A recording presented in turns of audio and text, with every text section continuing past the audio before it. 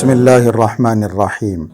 महतरम नाज़रीन, इमामा या अमामा, इमामा सही लफ्ज़ है, अमूमन अमामा पढ़ते हैं और पगड़ी उर्दू में कहा जाता है।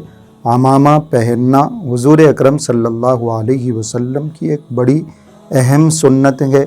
नबी अकरम सल्लल्लाहु अलैहि वसल्लम अक्सर अमामा पहनने का एहतमाम फरमाया करते थे। अमामा पहनने के तरीक़े मुख्तलिफ़ हो सकते हैं। आप अलग अलग चैनल्स पे अलग अलग तरीक़े अमामा पहनने के देखते रहे होंगे। हम आज की वीडियो में अमामा पहनने का तरीक़ा नहीं बताएंगे, लेकिन अमामा हुज़ूर अकरम सल्लल्लाहु अलैहि वसल्लम कैसा पहना करते थे या अमामा कैसा होना चाहिए, इंशाअल्लाह इस सिलसिले में आज की वीडियो में डिस्कस किया जाएगा। इमामे से मुताल्लिक़ 5 बातें इंशाअल्लाह हम आज की वीडियो में आपको बताएंगे। इस सिलसिले में सबसे पहली बात यह है कि इमामे का रंग कैसा होना चाहिए। हुज़ूर अकरम सल्लल्लाहु अलैहि वसल्लम के बारे में ये बात रिवायात में मिलती है कि नबी अकरम सल्लल्लाहु अलैहि वसल्लम ने मुख्तलिफ़ मौक़ों पर सियाह अमामा यानी काले रंग का, ब्लैक कलर का अमामा पहना है। तो ब्लैक कलर का पहना जा सकता है। ये भी रिवायतों में आता है कि नबी अकरम सल्लल्लाहु अलैहि वसल्लम ने सफ़ेद रंग का, वाइट कलर का अमामा भी पहना है। और वाइट कलर, सफ़ेद रंग तो ख़ुद हुज़ूर अकरम सल्लल्लाहु अलैहि वसल्लम को पसंद भी था, इसलिए अमामा सफ़ेद रंग का भी पहना जा सकता है, सुन्नत है। तो ब्लैक कलर का, वाइट कलर का पहनना ज़्यादा बेहतर है। बाकी किसी दूसरे रंग का, किसी दूसरे कलर का भी पहना जा सकता है, कोई हरज की बात नहीं, मुमानात नहीं है। बेहतर ये है कि सफ़ेद या सियाह रंग का, ब्लैक कलर का अमामा पहना जाए। ये पहली बात।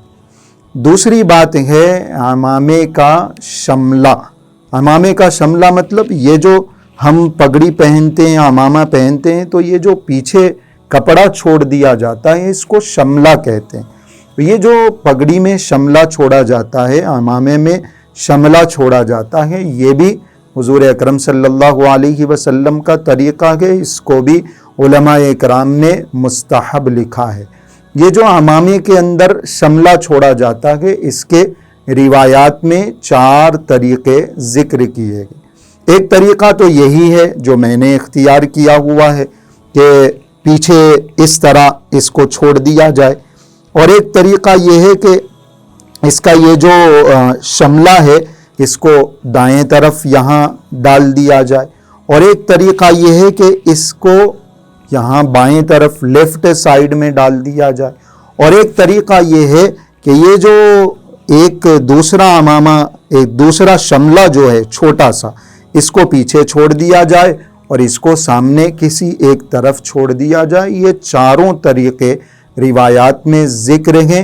इन 4 तरीक़ों में से बेहतर तरीक़ा या सुन्नत से ज़्यादा करीब या आप अलैहिस्सलातु वस्सलाम का जो मामूल बिहा तरीक़ा है, जिस पर आप अलैहिस्सलातु वस्सलाम अक्सर अमल करते थे, वो ये है कि आप अलैहिस्सलातु वस्सलाम शमले को पीछे दोनों शोल्डर्स के बीच में, दोनों कंधों के बीच में छोड़ दिया करते थे।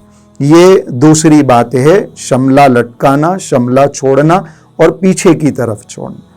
फिर ये जो शमला है उसका साइज़ क्या होना चाहिए, ये तीसरी बात।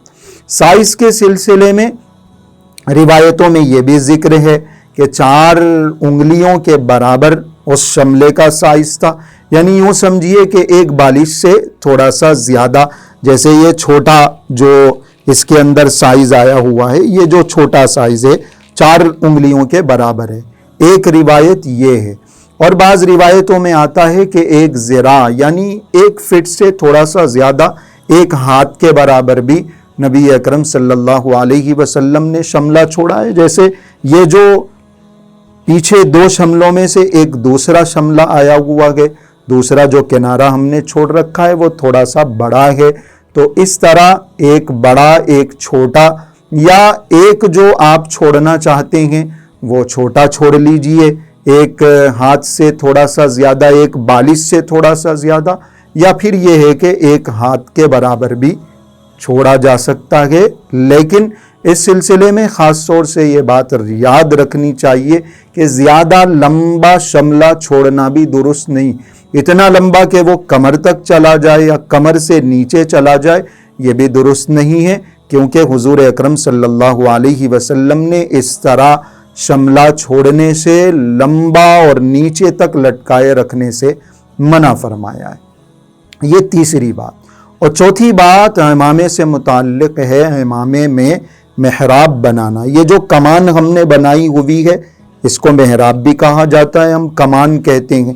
یہ جو محراب بنایا جاتا ہے یا کمان بنائی جاتی ہے، اس سلسلے میں کسی بھی روایت میں کوئی تذکرہ، کوئی کلیئرٹی موجود نہیں ہے کہ اس طرح کمان حضور اکرم صلی اللہ علیہ وسلم نے بنائی تھی، لیکن اس طرح کمان بنانے سے، محراب بنانے سے سجدہ کرنے میں سہولت ہوتی ہے اور پیشانی آسانی کے ساتھ زمین پر ٹکتی ہے، اور پیشانی سجدے میں زمین پر ٹکانا ضروری ہے۔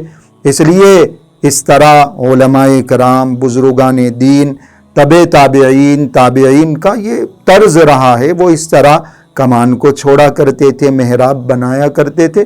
اس لیے اس طرح محراب بنایا جا سکتا ہے، کمان بنائی جا سکتی ہے، اور اگر کوئی ایک ہی طرز پہ، ایک ہی اسٹائل میں بالکل گول اگر کوئی عمامہ باندھ لیتا ہے تب بھی کوئی حرج کی بات نہیں ہے۔ محراب بنانے کا، کمان بنانے کا ایک فائدہ ہے۔ اور آج کی ویڈیو کی جو بالکل آخری بات ہے وہ ہے امامے پر نماز پڑھنا۔ بعض لوگ امامے پر نماز پڑھنے کے سلسلے میں کچھ روایتیں ذکر کرتے ہیں، احادیث کے حوالے دیتے ہیں، حالانکہ امامے پر نماز پڑھنے کی کوئی خاص فضیلت ذکر نہیں ہے۔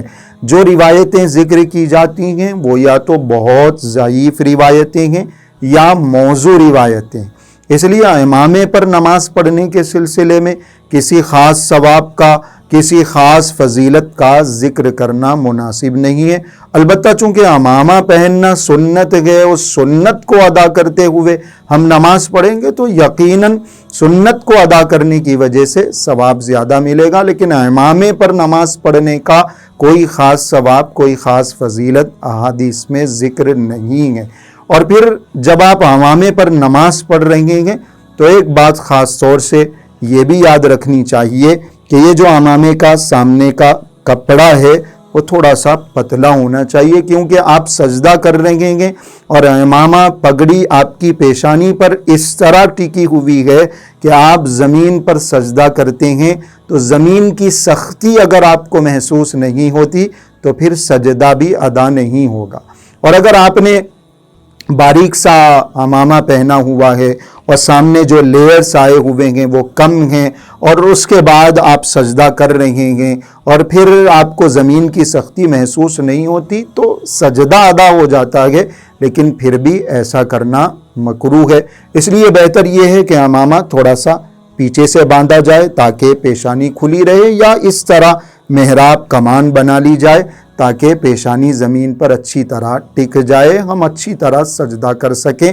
امامہ اور پگڑی پہننے سے متعلق یہ 5 اہم پوائنٹس آپ کو بتلائے گئے ہیں۔ اگر آپ امامہ پہنتے ہیں، پگڑی پہنتے ہیں تو پھر ان باتوں کا خیال رکھیں، نہیں پہنتے ہیں تب بھی اس سنت کو ادا کرنے کی کوشش کریں۔ یہ ویڈیو دوسروں سے ضرور شیئر کریں۔